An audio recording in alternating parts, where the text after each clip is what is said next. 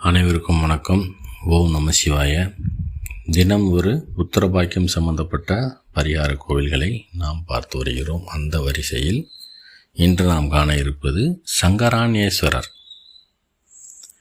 திருக்கடையூரிலிருந்து 8 kilometre அருகில் தலைச்சங்காடு என்ற ஊரில் இந்த சங்கரானேஸ்வரர் கோவில் உண்டு.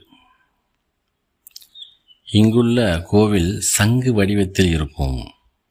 இங்கு பிரம்மா, விஷ்ணு, சிவன் என்ற மும்மூர்த்திகளும் இங்கே இருக்கிறார்கள். மும்மூர்த்திகளும் தரிசனமும் கிடைக்கும்.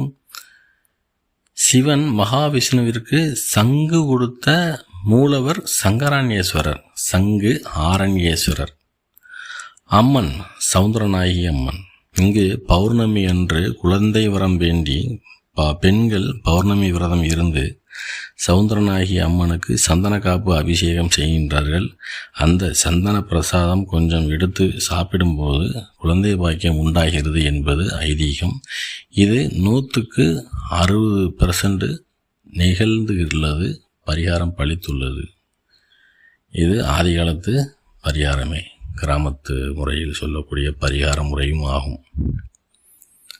அதே தலைச்சங்காட்டில் நான்மதிய பெருமாள் கோவில் என்று ஒன்று உண்டு.